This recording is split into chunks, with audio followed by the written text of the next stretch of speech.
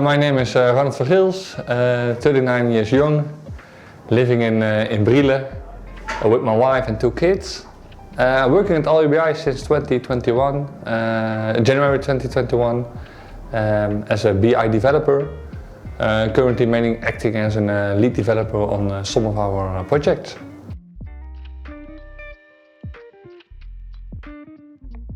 I'm responsible on a technical level for some of our projects, which means that I'm responsible for designing BI solutions, defining the work which needs to be done, supporting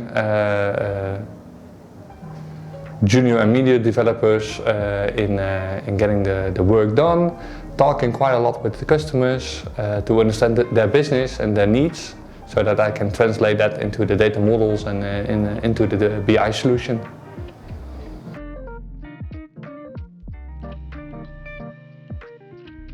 I started in Flushing.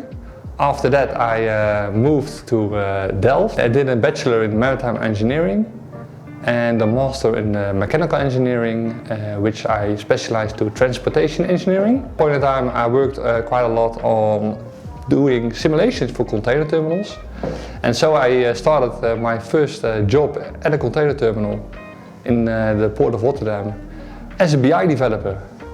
To be honest, I had no clue what it was, a BI developer. But the guy who hired me had this function in mind for me. And so I started as a junior BI developer, and I learned it on the job.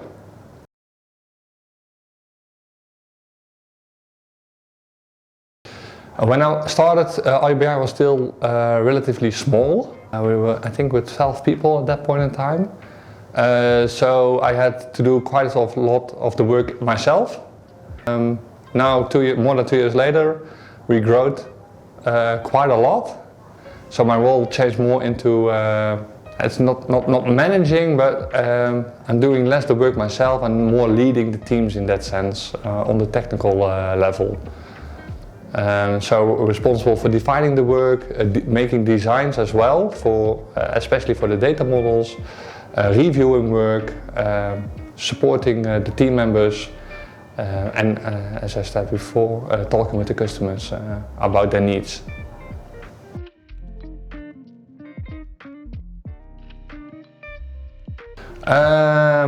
My main focus is currently on one of our biggest customers. It's a company which is active in the supply chain, in the maritime supply chain, I should say.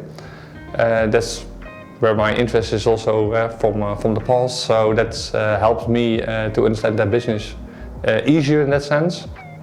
My main focus currently is building a common data model, because they have many facilities all over the world, but they share a common data model, so I'm responsible for defining that model and making sure that all the local facilities are aligned with that, or will be aligned with that data model. I'm leading a few of those facilities as well as a lead developer, but I'm also leading the lead developers for the other terminals.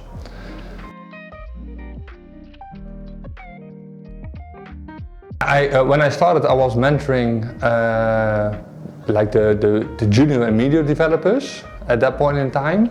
Now my focus is more on mentoring the senior developers to become a lead developer.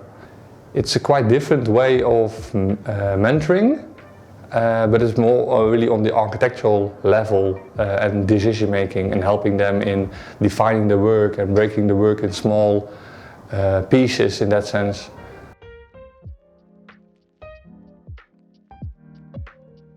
From my perspective, a senior developer is really good at what he is doing. He has quite a lot of experience, has a good technical background, but I think often the senior developers are less involved with directly talking to the customers.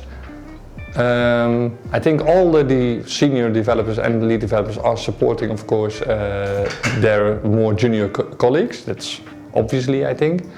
But having this the lead of the project, the technical responsibility for a project, I think that's the main task of a lead developer.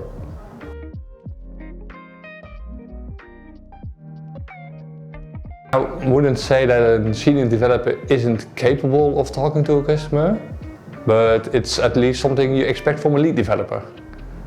Because it also really depends on the person. Some people just don't like to talk with the customer. They prefer just to work on the stories and are really good at it.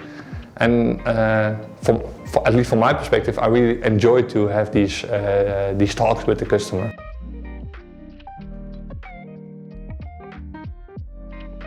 The project configuration really depends on the size of the project, of course. At small projects, we normally start with one lead developer and one product owner, which is more responsible for the project planning part and defining the features and on high level, also talking to the customers, and often also is responsible for the consulting part and working with Power BI, for example. And then the lead developer is just taking care for the technical part. And as soon as the project is growing, the lead developer will be supported by colleagues, developers, media, junior, senior. It depends on the needs to get the work done in that sense.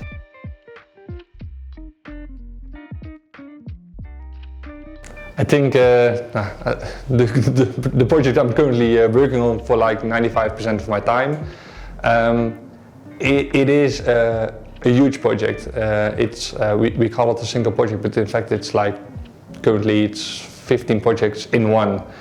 We're building multiple data platforms for the facilities of this company all around the world, and then building a centralized data platform as well on top of that, in which all the data from the different facilities is being collected.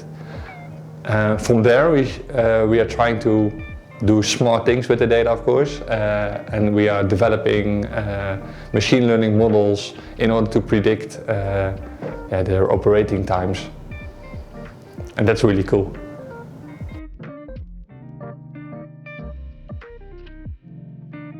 I think it's really important. I cannot imagine that you are able to build a proper solution if you do not understand what you're dealing with, what's the goal of it, how the business needs it, what they can get out of it.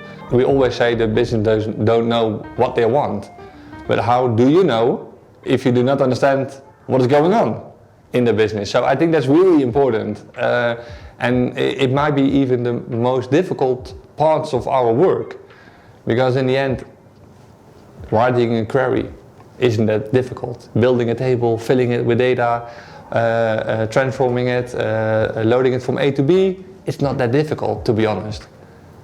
But understanding the business and translating the business process to a model of the business and then align that with the available data, I think that's the most difficult part of it.